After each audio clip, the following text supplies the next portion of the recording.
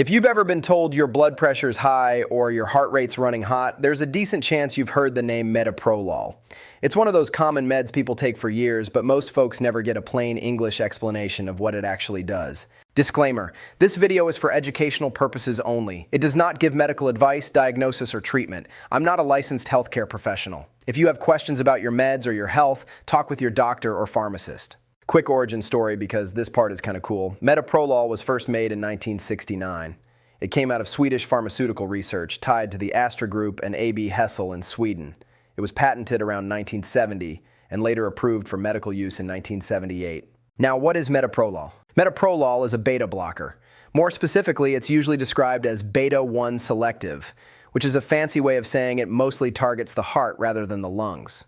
That matters because older beta blockers can hit the lungs harder and cause more breathing problems in some people. So what does it do inside the body? In plain terms, metoprolol tells your heart to calm down a bit.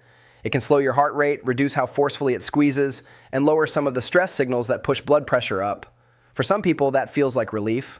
For others, it can feel like, why am I so tired lately? And we'll talk about that. You'll usually see metoprolol show up under a couple brand names. Low pressure is metoprolol tartrate, which is typically the immediate release form.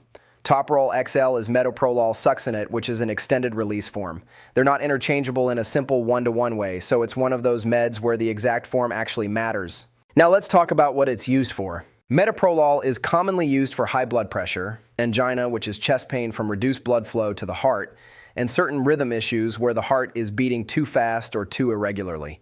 It's also used after a heart attack to help reduce the risk of future heart problems. And depending on the situation, it can also be used in heart failure. Some people also take it to help prevent migraines.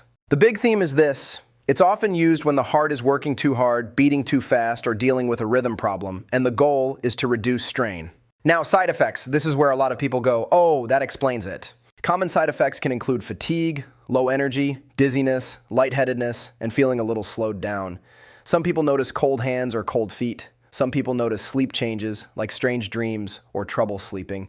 And because it can lower heart rate and blood pressure, it can sometimes make people feel faint, especially if they stand up fast or they're dehydrated. There are also side effects that are less common but still worth knowing about. Mood changes can happen in some people. Shortness of breath can happen, especially if someone already has asthma or COPD, even though metoprolol is more cardioselective than some older beta blockers. And some people notice exercise feels different, like they can still exercise, but they don't get that same heart racing response. Now let's get into the part people usually search for. What are the red flags? The stuff where you don't just shrug and wait it out. If you have fainting, severe dizziness, or you feel like you're about to pass out, that matters. If you have a very slow pulse paired with weakness, confusion, or feeling unwell, that's worth a call. If you notice new or worsening shortness of breath, wheezing, swelling in the legs, or sudden weight gain that feels like fluid, that's another don't ignore it category, especially for people with heart failure risk. And if you have chest pain, severe shortness of breath, or you feel like something is seriously wrong, that's an emergency situation, not a watch and wait situation.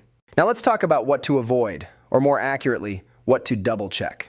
Because with metoprolol, a lot of the problems aren't about one forbidden food. It's usually about stacking effects. One big category is anything else that slows the heart rate. If you combine metoprolol with other medications that also lower heart rate, the combined effect can be too strong for some people.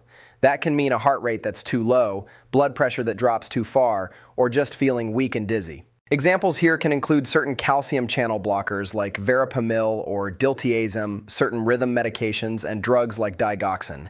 Not everyone will have an issue, but this is exactly the kind of combo a clinician watches closely.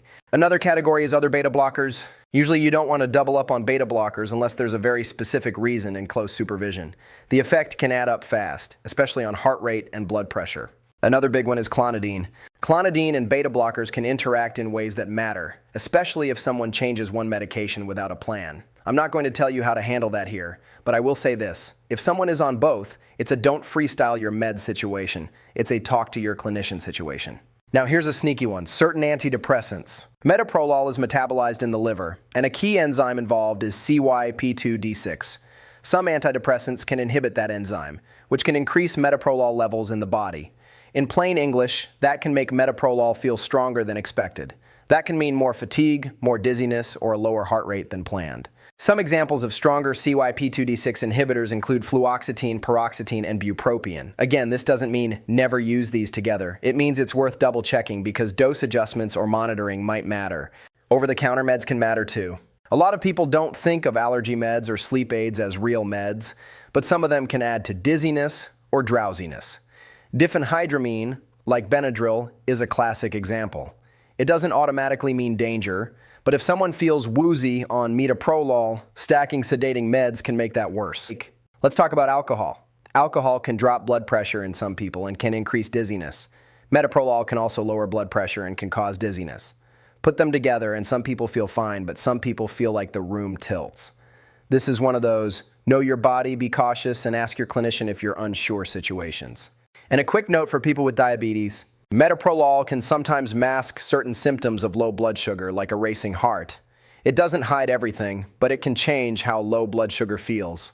So if someone is diabetic and they're used to, my heart pounds so I know I'm low, a beta blocker can make that signal less obvious. Now here's something people don't hear enough. Stopping a beta blocker suddenly can be risky for some people because the body can rebound with a faster heart rate and higher blood pressure. So if someone ever needs to stop or change it, that should usually be done with guidance, not out of frustration on a random Tuesday.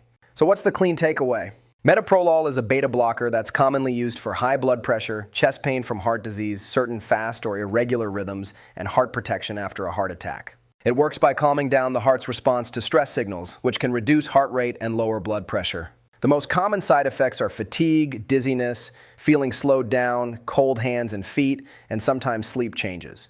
The serious pay attention issues are fainting, severe dizziness, very slow pulse with symptoms, worsening breathing problems, or swelling and fluid type symptoms that feel new. And the biggest things to double check are med combos that also slow heart rate, certain antidepressants that can raise metoprolol levels, sedating over-the-counter meds, and alcohol if it worsens dizziness. If you want a simple way to talk to your clinician about it, here are 3 questions that usually get you a straight answer. 1. What side effects are expected for me and what symptoms are a red flag? 2. Do any of my current medications increase the chance of low heart rate or low blood pressure? 3. If I ever need to stop or switch this medication, what's the safe plan? That's MedLabel Translator. No hype, no panic, just the label translated into normal language.